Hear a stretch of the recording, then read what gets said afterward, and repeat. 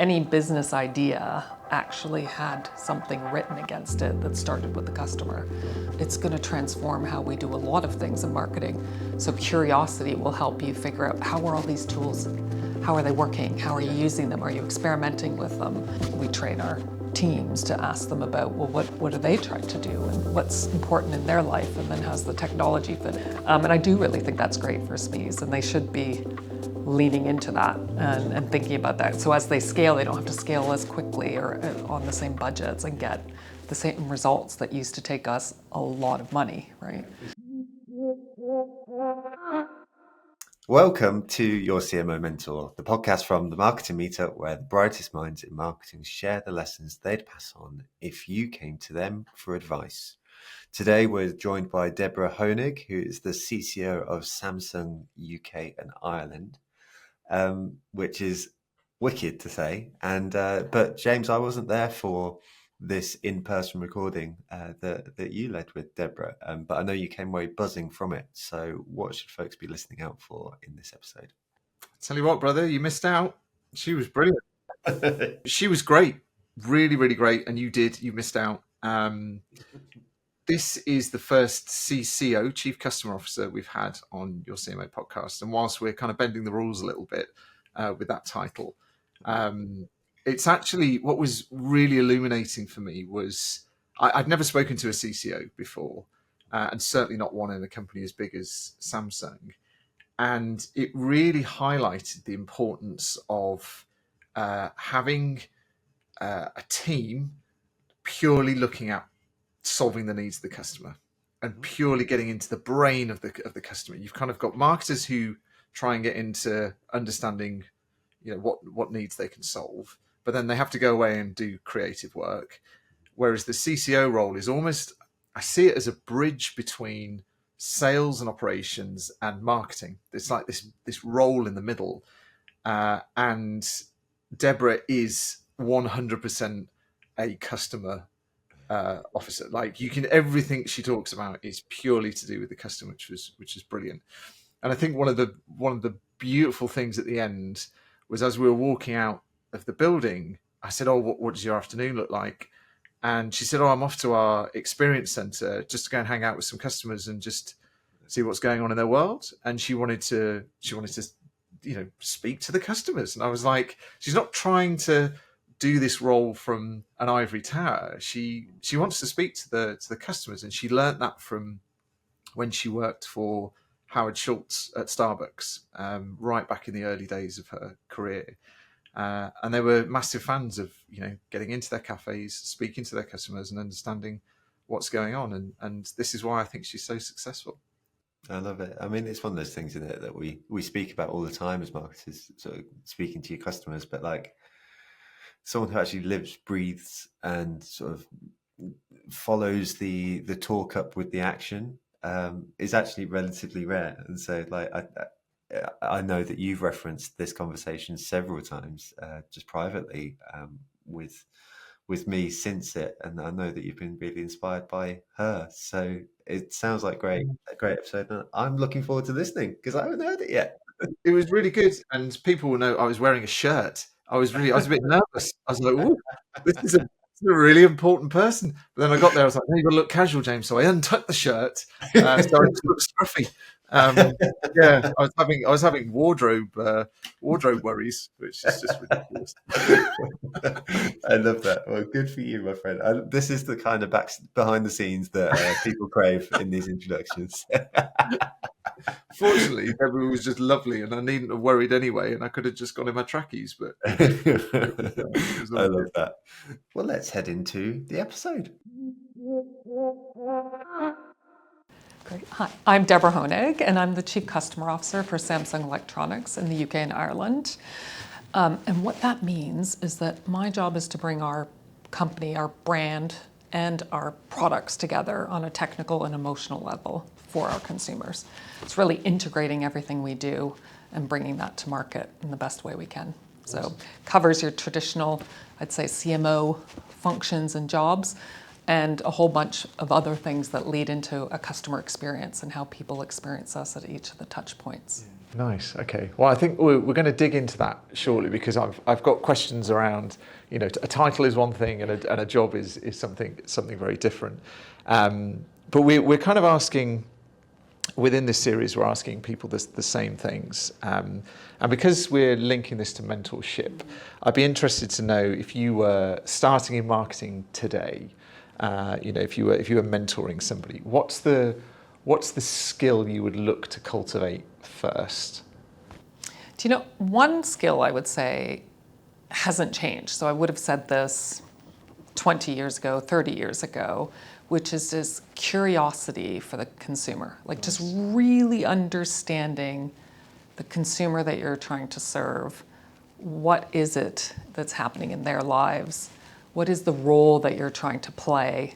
And then being able to work backwards from that. And I don't think that advice doesn't change, because we're in today's age, and we'll talk a bit about technology, I'm sure. But that stays the same. Like, I think it has to start with that understanding to be able to develop something and communicate something that's going to be meaningful. Yeah. And every company I've enjoyed working for and have worked with has had that at its heart. And then we've used that to decide how we go to market, how we evolve, how we communicate, all those things. It all starts with that. And when you lose sight of that, I've also been in times over my career where you get caught up in old information or something that's been working well for a long time, but you've actually lost touch with actually where is the consumer now.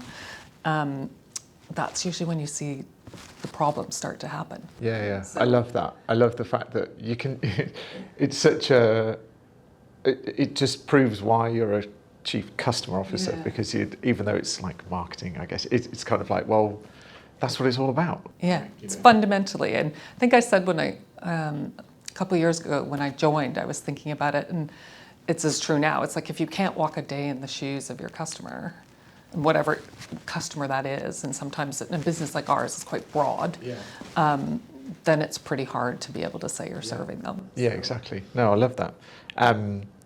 And if you were to think about a behavioural trait that you really admire in other marketers, what's the thing that, if you're looking at a junior marketer or somebody in your team, what's the thing that always stands out for you? I mean, it's linked, but I would say it's curiosity, right? And so that comes from wanting to understand more. So it's often like the questions of why. So you get a piece of data or something works, and then they dig in further, because then you'll uncover another gem, because you might have had a bit of what I'd say a lucky streak. And then you go at it again and it doesn't work. It's because you actually didn't understand what it was that made it work. So it is that curiosity, and that leads to a whole bunch of other things, because the curiosity then leads to, well, how do we use different means? Or are there other ways to reach the same group? Or today would be, like AI would be a perfect example. Well, it's going to transform how we do a lot of things in marketing. So curiosity will help you figure out, how are all these tools, how are they working? How are you using them? Are you experimenting with them? So I think that just that sense of you're always curious, and kind of the flip side of that would be, which again it's a very, I spent a number of years at Amazon trait, but which is like the data. If you pick different data points, or you can sometimes see there's a conflict between the two of them. So again, being curious enough to recognize that and then go investigate further. And it might point you in a totally different direction. So I think it all stems from that just curious. You're curious enough that maybe you'd say you get under the lid a bit more to understand more. It will always open up more learning, more insight, better work. Yeah, I love that. And I see a similar thing I really admire in people when there's a particular trend that everybody's looking at, that they're almost looking in the opposite direction. Like that's the curious mindset. Like, cool, that's great. This is really, but yeah, but what about the opposite? Like, so yeah, that's fab. And on that theme of mentorship, is there?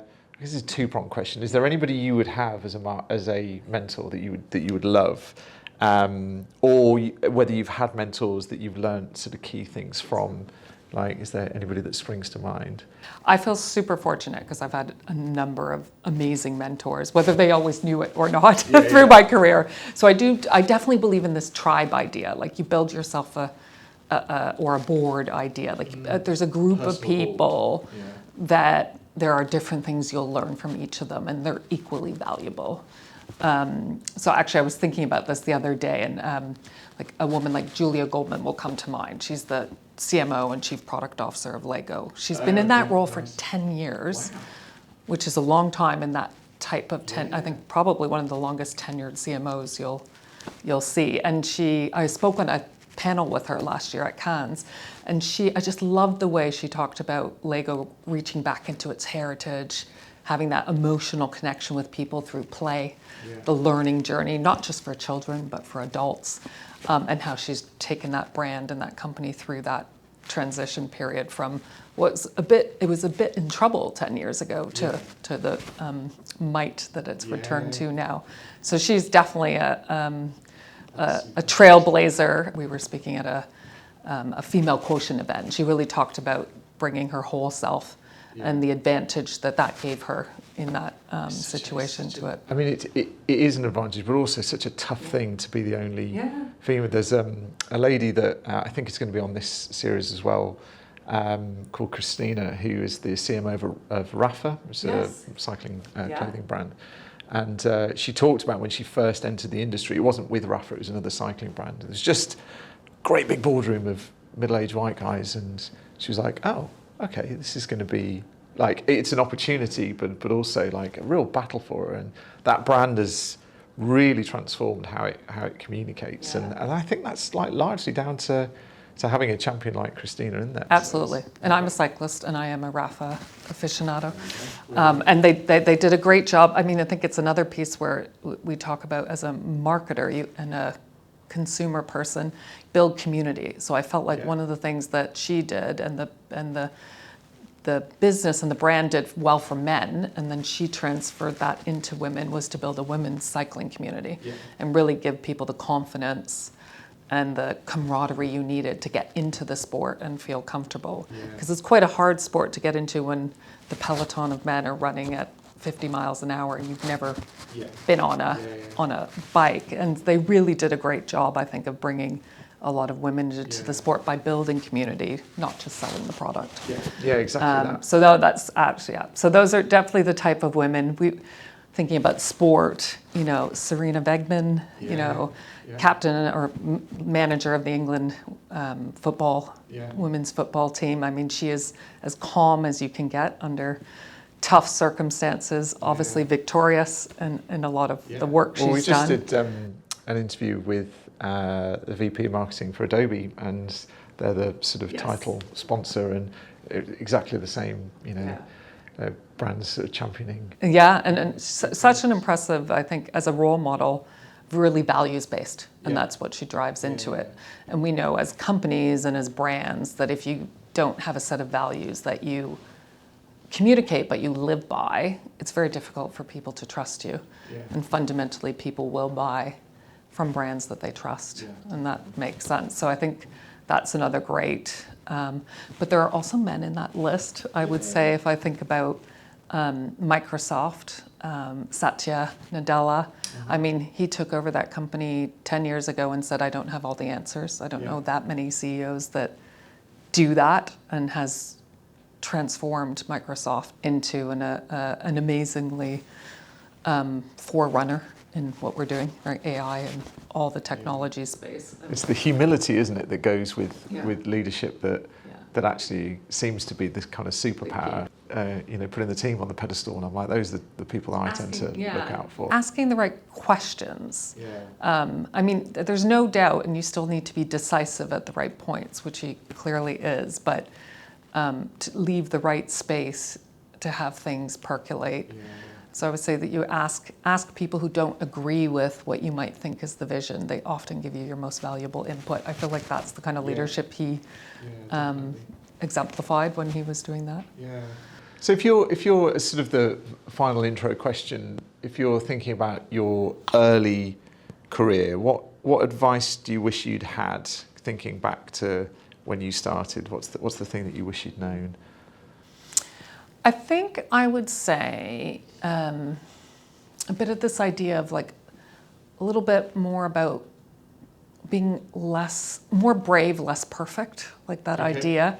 Nice. So again, it would be And I think I did this, and then it sort of slowed, as I started to move up, and I sort of regained it. Yeah, like fear kicks in. All of a sudden you're in a way less naive, but unfortunately you feel like you have more to lose, you think. Yeah.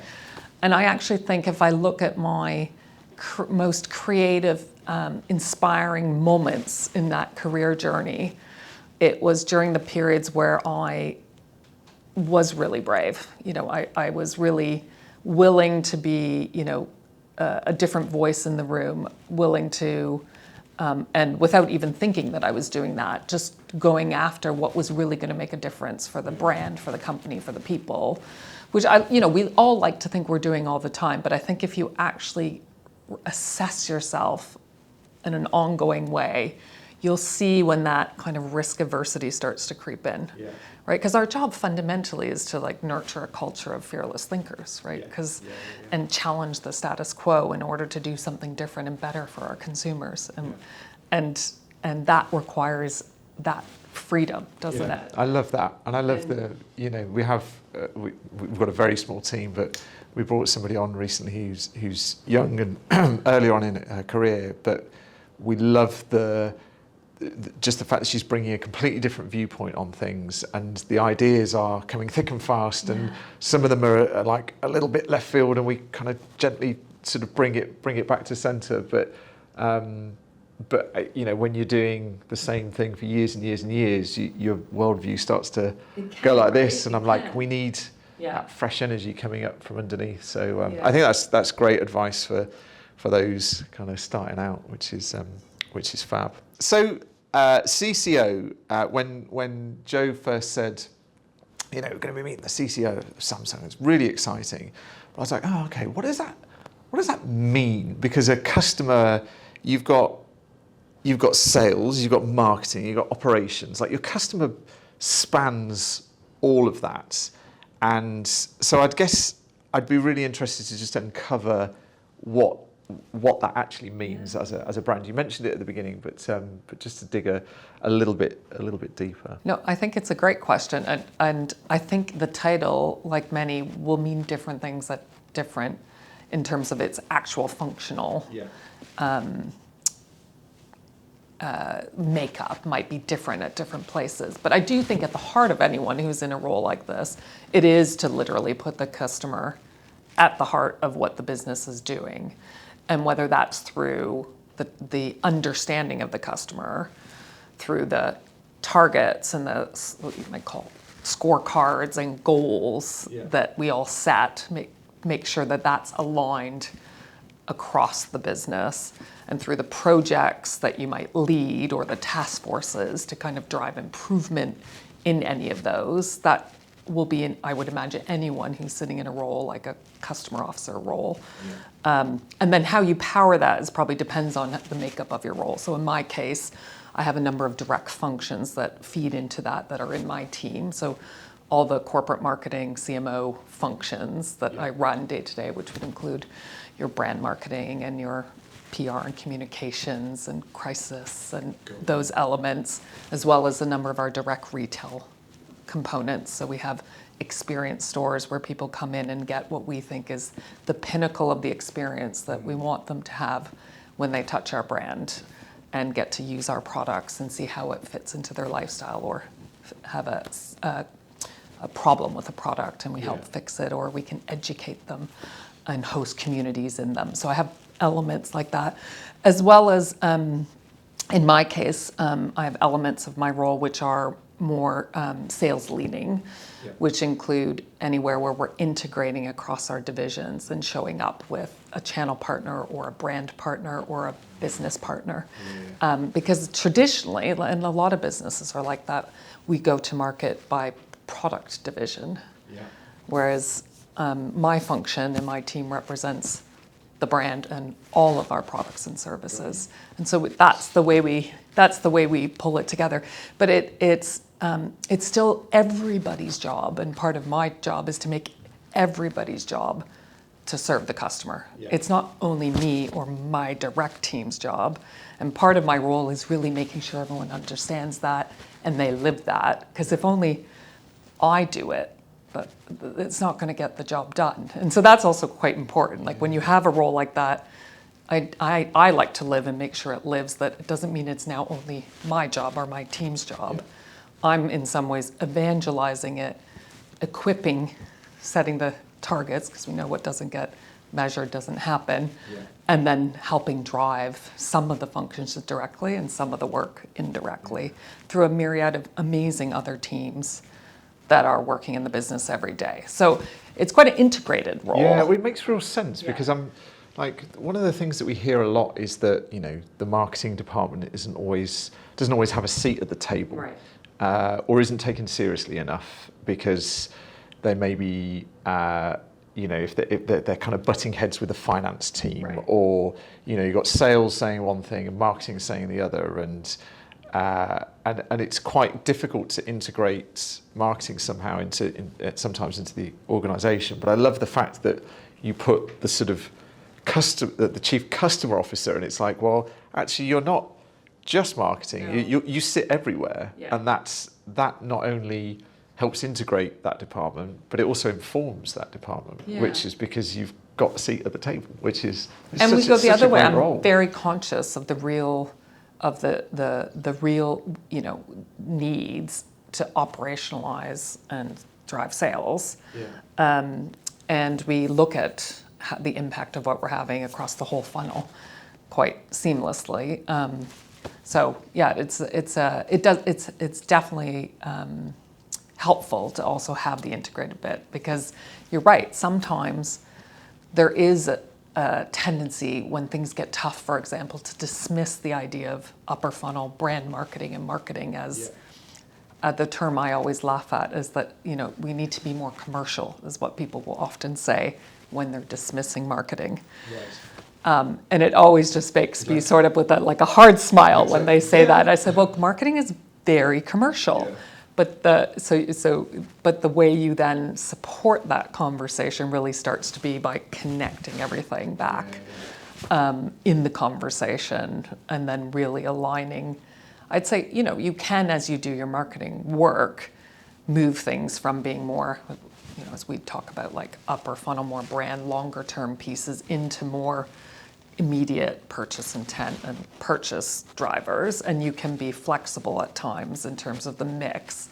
And so if you're in that conversation, because you're being commercial, you can, it's easier to be in it, and it's easier to force a balance across that in the position, I found it, versus if I've come in just in a marketing capacity or just in a PR capacity, any of those, And does your role help with that sort of, because I was really interested on a practical level, how you've got effectively hundreds of different products. I mean, everything from, you know, mobile phones to like buildings and like you've got so many different audiences and so many different products. How do you begin to think about sort of product market fit, and have you just got lots and lots of different silos, or because you've obviously got a brand that sits above all that?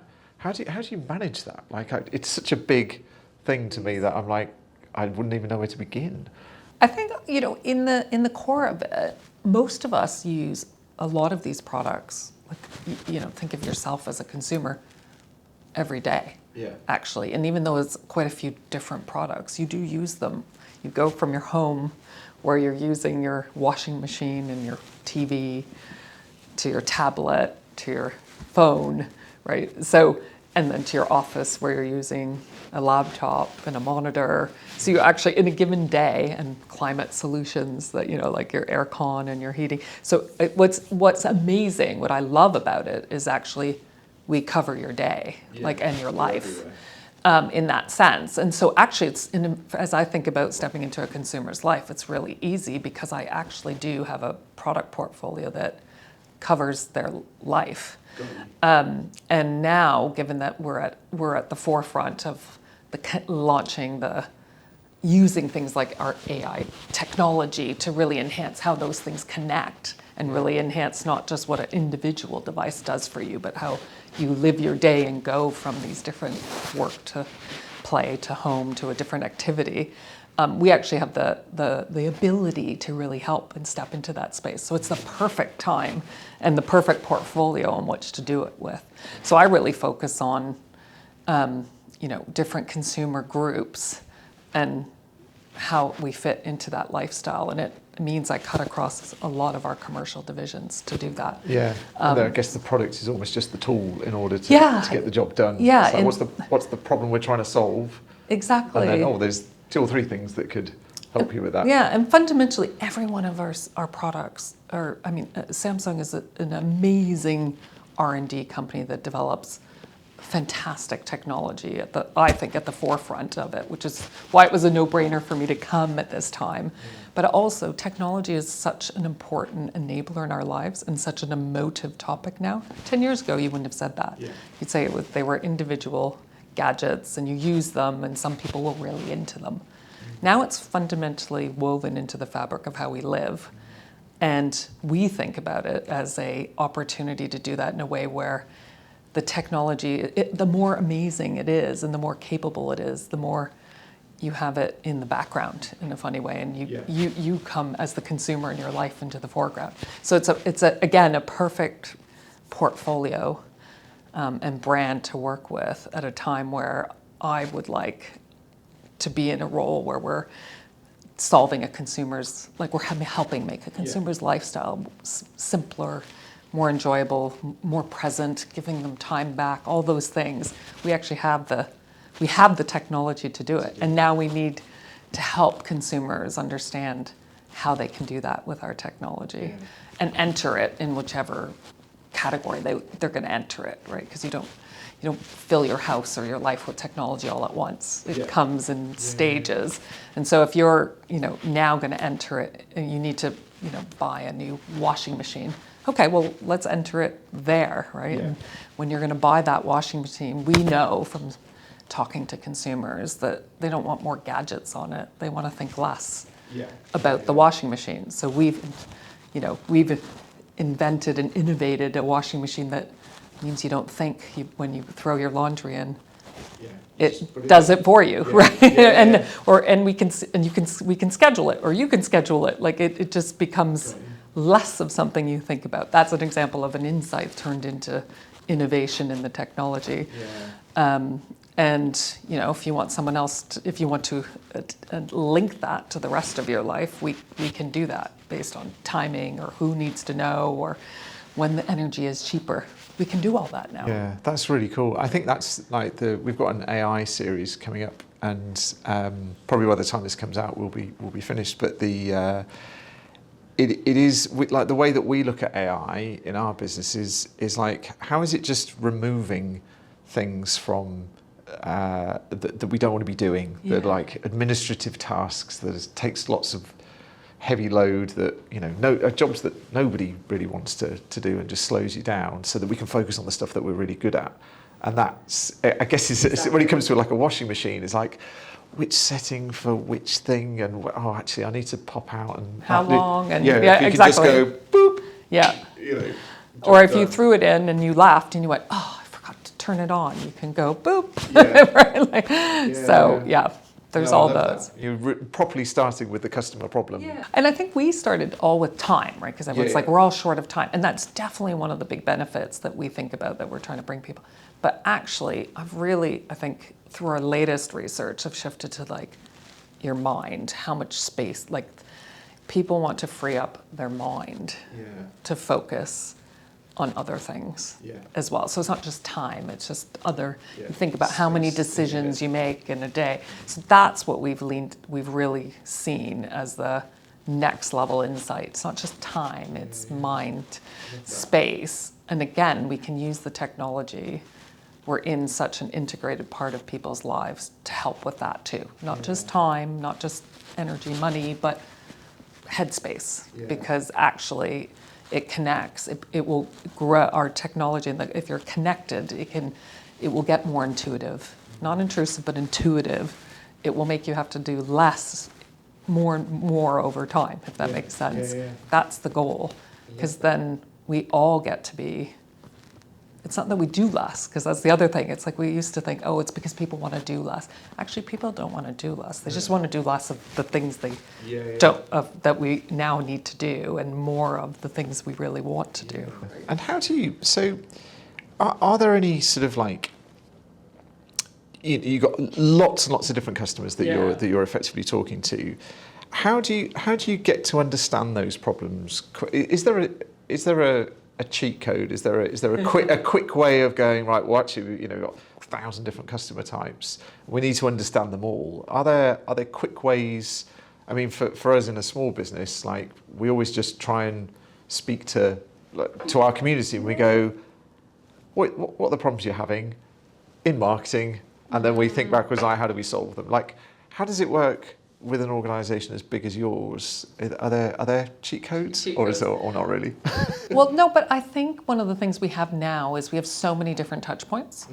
And I think you can get data feedback loops from a lot of them. And so the cheat code is figuring out how in your organization or in the company you're in, what are going to be the natural places you're going to get feedback, and how do you make that as seamless as possible to turn into insight. That's my cheat code. So again, for different places it would be different, but because everyone's sitting on rich bits of data, they're just not integrating it necessarily, or you don't want to spend tons of time each time trying to go through and mine it. And so, everything from CS, so your customer service, contact bit, making sure that you've got what are the top things that people are talking about, because a lot of our calls are about people wanting to learn how to do more, or most of that has moved online. So we actually have the data to know what questions are people asking the most when they are on our CS websites, right? We have stores in which people come in. What are they most interested in, or what do they tend to not know the most, or what are they saying? Because we train our teams to ask them about, well, what are they trying to do, and what's important in their life, and then how's the technology fit in? So we have all those feedback points, and then just setting up a mechanism to get the regular download from them is the way that I've always, everywhere I've been, tried to do that. Then you do set pieces of work as well, but I think there's a richness in what you already have there. Yeah, always on. Yeah, always and listening. without budget, needing more money and budget, and especially now with AI tools, you can do that. There's so many tools that can help you mine that quicker and pop up the words, and that I think people that are not expensive, that I think people should look into doing. Just go, where are the sources of contact that are there already? Definitely, that's one way. I think secondly, working with some great external agencies and companies that are in working across multiple brands and consumer groups, and you garner insight from that, definitely. And then we do periodic, specific pieces of research on different groups. So you might, millennials with families, or different bits. Because while we have lots of products with lots of different audiences in one sense, there is a huge overlap when we actually map our customer, both our product sets and our customer types. There's a huge kind of Venn middle that has a common set of characteristics. I remember we had a talk by a guy at our local Meetup who was ex-Diageo, and he was talking about the different beer brands. And it was such a silly thing, but I realised that, if you drink Carling, you might also drink Guinness. And you're only so this person is a Carling drinker. And you're actually, they drink 3 or 4 of these different things. It's not that they're not drinking. And it's exactly. So there's not as much. And of course, we've got generational and life stage pieces that you think about when you're communicating, and just making sure you have the right insight to that. But again, we typically will see those people, and we'll also do research periodically just to refine, just to make sure we've understood it, what we're seeing, and that's playing back. And particularly when you start with things that are changing so rapidly. Like AI is a great example where, what people thought about it a year ago is very different to how they think about it now. And even the way we are thinking about, because we use AI so, I'd say, we're using AI to really enable new capabilities in all our products. And we want to make sure we're communicating those benefits and how that, but there's a lot of other things happening in AI, and the two can easily get conflated. So it's really important for us to stay on top of how are people thinking about it and what's their perception with the word and their understanding of how that applies to consumer electronics and the things we're doing, so that we can have the right conversation. And so we're moving from trying to just give people an idea about AI to really moving into helping people understand how it's used, how we protect their data, all the things that are coming up now, a year on, where people have heard it, experienced some of it, read it, and have a different point of view. I think we'll get to the point. I mean, this is just me thinking, like, at the moment you're seeing all the advertising is something with that's AI powered. Yes. And you kind of go, okay, everything's AI powered. I feel like very quickly we're going to get to the point where almost people aren't talking about AI and it's presumed that it's part of it. And actually, for me, that's where AI is really good. So if you're using like Photoshop, you want an AI tool that will cut something out, like without you having to click manually round. That's almost expected, as opposed to it being a tool that does this thing. Right. It's like it's built in. It's embedded, yeah. It's embedded. Well, it's intuitive, rather. It doesn't feel like it's an intuitive part of it. I think I agree. I think we'll get to that point. I think now it's still important because of you need to build trust, and there are valid concerns that people will have, that we are transparent about when it's being used, and people can make choices about how their data is being used and what functionality they want. And so that I think that's important. We really lean into that.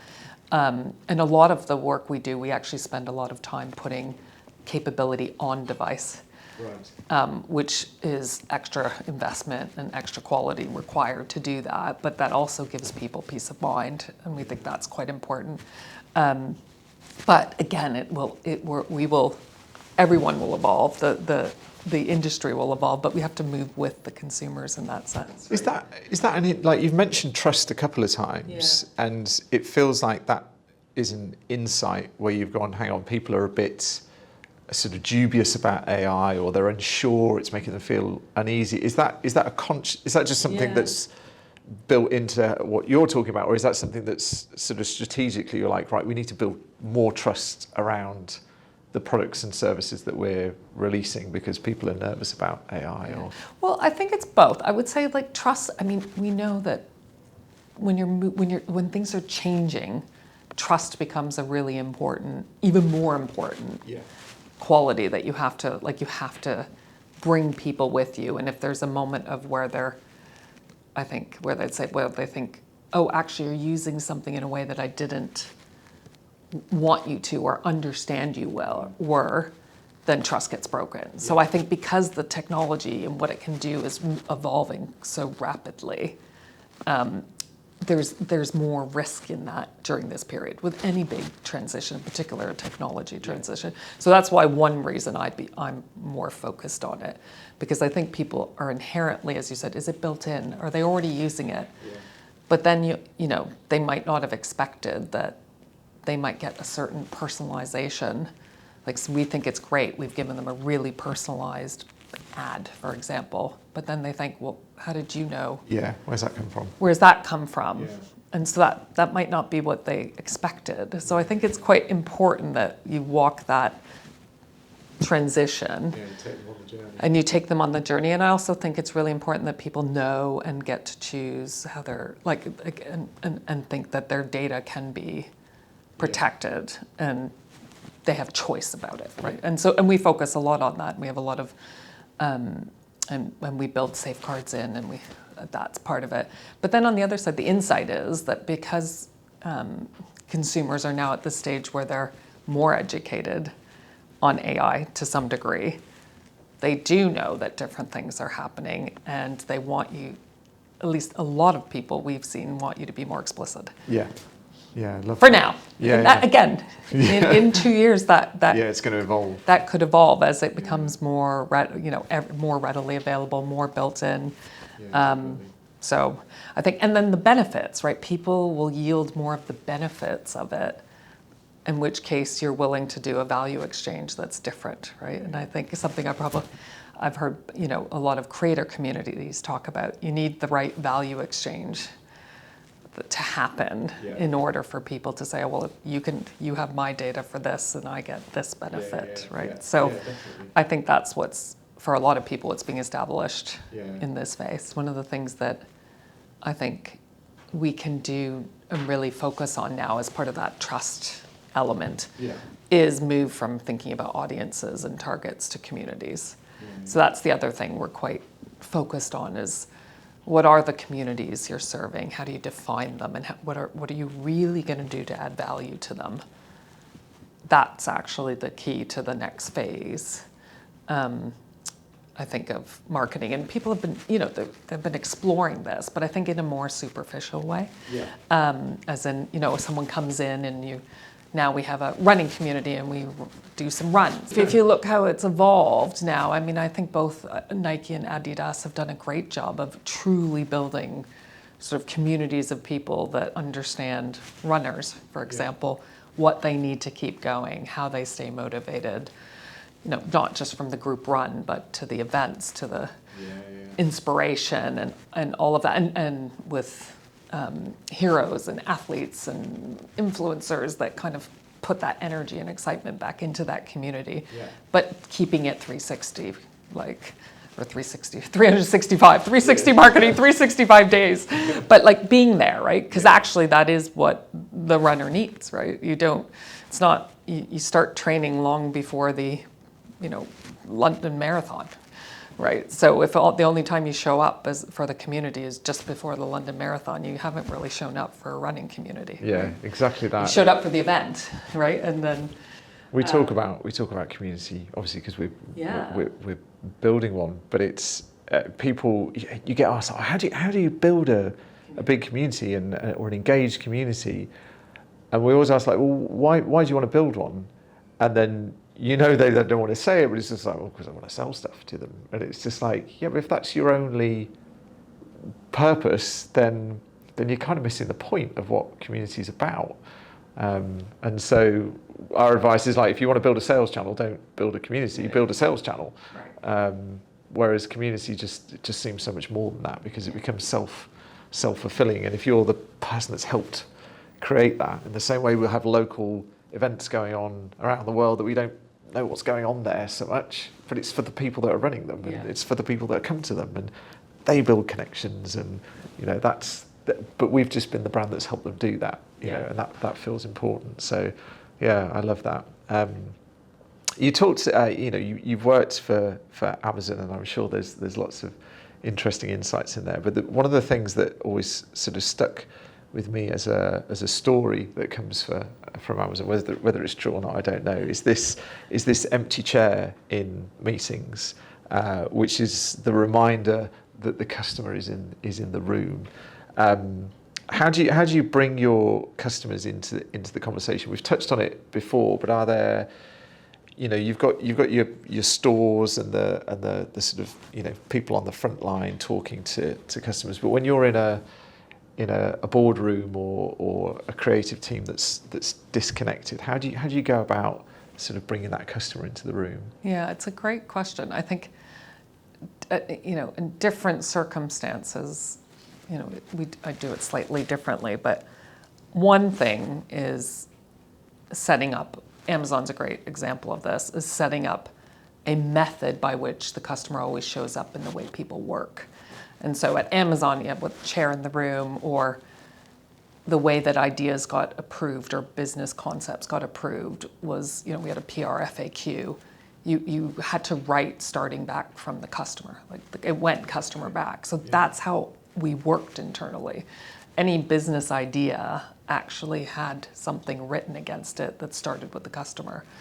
And that document was read. That was the beginning of moving something forward. So there really is, in a sense, it was mechanized, if that makes sense. It was inherent in the way we worked. One, I think. Two, and so that kind of thing I bring into the way my team works, right? Which is, where's the insight, where's the impact, where's the customer KPI, consumer KPI, like that's in the business idea that we're looking at. Start with a single truth. Yeah, and so if that's always there, then it's hard for it to be forgotten. Yeah. And so that's one thing, and I really took that from an Amazon context of like you actually have to build it into the way you work. And then you can do other bigger things like immerse people in it, in a particular case, bring them to have them dial into an insight customer meeting, or have them work in the shop, or have them come to an event for your community, and then immerse people in what's happening and have them talk to people. So there's other ways you get, let's say you're like people that are true, like really day to day not living with the customer, you bring them into it. So all those tools and tips we use get people to go out on a service van doing repairs, things like that, right? So. It's funny. I often find that you can show people numbers, you can show people data, but then you can almost to the decision makers, this is why we're doing this thing because of all this data is telling us that.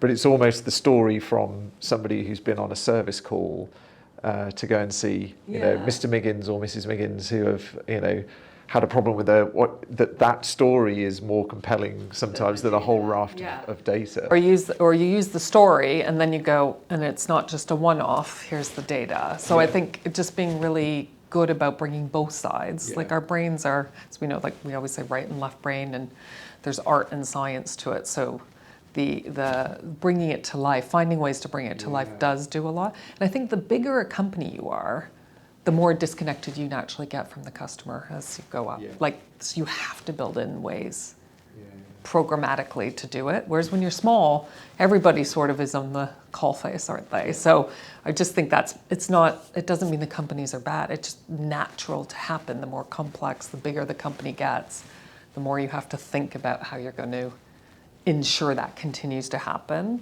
And then continue to happen now in a modern way. So if the only way you do it, and this is one of the things when I was consulting a bit before I joined Samsung, I noticed was if you only lean on the old ways, you're too slow, right? So, which is like bringing people together for a qual group, which is important, and talking on the front line, but we have digital ways that people interact far more frequently than physical these days. And if you're not mining that, you're actually again, not modernizing your connection with the customer. So I also think that's what we need to think about is, yes, the in-person is, well, those ways are important, but they're probably a minority of your interactions. So you need to also think digitally when you're doing this and how you're going to do that. That sort of, it feeds really nicely into my next question. A friend of mine, I said I was coming down to speak to you, and I was like, if there was one question, what would it be? And he used to work many years ago in the kitchen business, B2B kitchen business, and so dealt a lot with Samsung and LG. And he was saying as Korean brands, they were quite slow to, the sort of decision-making process was quite slow, and it was very long-term thinking. And he would get really frustrated because he'd be like, here's a little opportunity that we can do things, and it was very much, no, this is how we're going to move forward. Have you felt that, and does that affect the decisions? You've got maybe a Korean way of doing things, and maybe like the European US way is different. But you're a global company. Do you feel that at all, and does it affect what you do? I think it's less I would say from my experience is less it's the Korean versus the Western way, and it's more the different roles in the company. And so R&D is inherently making longer term bets, right? So a lot of our R&D, although we do have research centers around the globe, including one here, one of our leading AI centers is actually here in Cambridge. But if you think about the longer term element of it, which is the R&D channel and what drives our amazing innovation pipeline. I mean, we put out new innovation at an unbelievable rate. That is longer term. There are tweaks that are made, in terms of priorities along the way, but that requires like real long-term investment to get to where they do. But I think that's what makes the products that come out quite amazing. So that's harder. That is definitely harder to move, but I think I understand why that would be the case. I think all the other elements we really get to influence here locally in terms of what's important for our consumers and how we bring this technology that is coming to us, because we don't invent the technology here. It's invented in Korea, and it's produced actually around the world as well. But it's that how do we bring that to market, and what's the priority for our consumers we drive here? And I feel like we can really do that in tune with what's right for our market, generally, barring political, global crises or other types of scenarios that affect all our companies. But generally speaking, that's the way we work, which is great. And who we work with, like how as we partner with new channel partners or certainly routes to market, and we're doing a lot more of that and use new digital channels from not just e-commerce but to like live commerce. And we have the rights and the ability to do all of that. So. I've got one more question before we come on to it. We've got a scenario. So we're asking our community. We're picking one question from the community side. We're coming to see you far away. But one more before that is we have a lot of SMEs and quite a lot of small companies as well that join our community. Is there anything that they can learn from Samsung that they can apply into a much smaller budget, much smaller company setting, that you would be like, well, if I went from Samsung and I now went and worked for, a local firm in Milton Keynes who are, making machinery parts, like what's the thing that you would always take with you that you could apply at a smaller budget? A smaller. Well, the beautiful thing is with the technology we're actually putting out into people's hands, actually you can use in the palm of your hand in your phone, you actually have a complete photo editing suite, productivity tools, all these things that actually make your ability to work at speed without an army of people possible. So one of the things that without massive budget. So I really do think that we're in many ways like leveling the playing field from big to small in this case with the technology we're putting out. And I would encourage people to lean into those creativity and productivity tools, because I'm using them, and I'm saying as an individual, but I am so impressed and so excited about how different businesses, from NGOs doing marketing campaigns to small businesses being able to like do all their lead gen and notes and follow-ups like really quickly. That would be one thing, which is just, it's, I don't know if it's taking it from us, but the products we're putting out at all price levels have these productivity tools built into them like never before.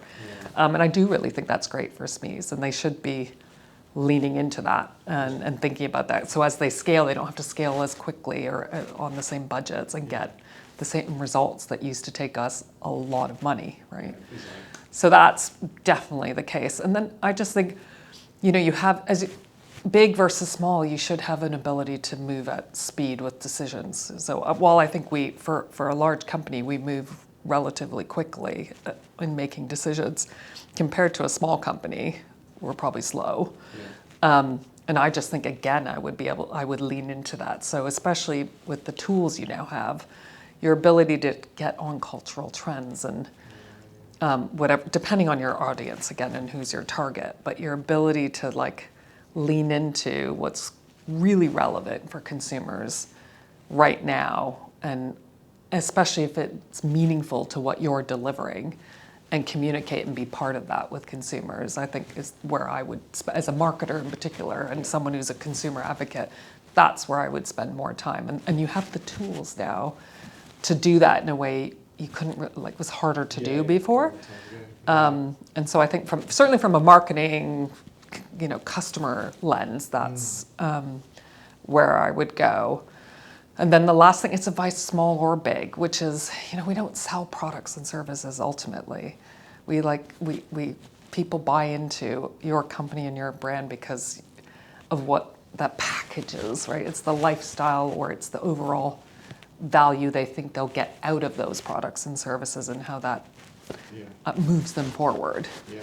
And so it's just, it's positioning that, like thinking, and it needs to be true to what you're going to be, but making sure that that comes through in addition to the text and specs. And, you know, we've been guilty of that as an electronics brand for sure. And at different times and different channels, we also get, it's hard. We're really proud of our texts and specs because they, you know, a lot has gone into them. But fundamentally, like knowing you can put 100 films on your phone is far more powerful than knowing you have, I don't know, so many gigs and hours of something else, right? So just always thinking about things in that manner, I think no matter what industry you're in, will get you a lot further. And then you can back it up with the spec sheet, right? So awesome. Read the question if I can find it. Is it like a business case I have to solve? Sort of. Ooh. Sort of. Yeah, I mean, like the pressure's on. I should have maybe sent this to you. I know. I was like, oh. To be honest, I only read it this morning, so... We might have to solve it together. So somebody from the community has said, I'm a marketing manager in a business where sales is everything. Perhaps unsurprisingly, things aren't going great, and I can see that my boss is worried. Every meeting, the conversation is about numbers. Occasionally someone will pipe up about the customer, but it's rare. I find myself constantly fighting to remind people about the customer, as I think this is the way we dig ourselves out of the hole. It feels like I'm the only one in the room thinking this way, including at the board level, and I don't know how to break through. If you were me, where would you start? I think it's a really common problem. Yeah, I think it is. And I feel like there's a couple things, again, I would do. One is, I had this conversation with my team the other week, which was just making sure people understand the whole funnel. I know that sounds funny, it sounds technical, but it's not actually technical. Just how a consumer goes through a purchase funnel. Yeah. And not that you need to walk your board or everybody else through that, but just thinking, you know, like, again, you might think it's so obvious, but the journey that people go on from discovery and awareness through to purchase and, you know, consideration and purchase intent and then buying, right? And then post-purchase and that loop. Just, again, I think looking at that and from your own perspective, thinking about where do you think the problem is? Where is the money being spent, but where do you think is the problem? And if you don't have the data, thinking about how you might get a sense of that qualitatively. Because you need to start with the end in mind. So which piece of that do you need to move? That's kind of why I'd go back to that. So it's like, is the problem in consideration? Is the problem actually in like actual end of the funnel and getting people to make that final purchase, something's happening? Like, where is the problem? Because again, you might also be up in brand land and upper funnel, and that might not be the right place to be either. So you could be the problem too. When we say we're caring about the customer marketing, sometimes people mean they want to do brand work, and it might not be the time. Like that might be the problem, might not be the problem, right? So I feel like that's where I'd start a bit, which is just going through and making sure you have a good feeling, and then you can then start to think about how you're going to bring the organization along to what area are you focusing on with what tactics, versus just saying we have to think about the customer, because that's gonna in this case, and when sales are down, and we'll feel this too when sales, or you're coming to quarters, or any of these, we get the same pressures at Samsung. And I think a lot of companies right now, we have to admit, like the economy is not like a roaring, robust economy. So I think a lot of companies will have some of that pressure now being put onto marketing. So you really do have to think about your mix and how you're balancing what you're bringing to the table. And how you're coordinating really closely. If you're not responsible for lower funnel activities, but how you're really coordinated in the best possible way you can be with the channel plans or other commercial plans so that you can do more tie. So one of the things we found, a great example last year, we ran a campaign. At the same time, we launched it with creative threads through to some really commercial campaigns that were running in channel. And the results of them running in tandem and being linked were significantly better. for the commercial outcomes. Our upper funnel metrics were great, either case, but like actually how that translated through to purchase intent was 21% higher, having the two running in tandem. So again, linking those two up is quite powerful. Yeah. And just, again, depending on how the function's set up in the business, they might be a little bit disconnected. Yeah. So that would be as sort of as non-technical as I can be around I how I think about that. Yeah. And then lastly, I do think if you fundamentally think there's a serious problem with customer service or perception, is finding a way to get people to hear that. We said, does that mean they need to go, do you need to go to the last failed 10 customers, get their feedback? Okay. Depending on what kind of business it is, and then package that up and say, here's the insight. Yeah. This is what's happening. This is why we're not closing. Or, I think I would also always go down that route too. If you think there's just fundamentally something that's causing the issue rather than the marketing mix. I guess it takes out the emotion within the company. If you're bringing in the emotion from the customer and going, this is what we're being told. This isn't my opinion. This is the. But you're hopefully then you're also focusing on solution, because you're going, well, it appears that if we address this, we could improve that, right? That's the manner in which you bring that in, I think, is quite important. Because, another one of my mentors, actually, she's the Joanne. She's the global CEO for international markets for Ketchum, and I always say it's like be the light, be the answer. Yeah. Yeah, people don't want to hear. Be the light. I think she says be the sunshine. I say be the light, and that does come from like finding the problem, but then kind of turning it around in terms of how you bring that into the room and be very solution oriented. Yeah. And so I think that's the same case for our job. It was really interesting. We're part of something called the Keynote Club, and they were talking about storytelling and presenting. And when pitching an idea, they were saying if you go, well, here's where we've started, and there's the solution.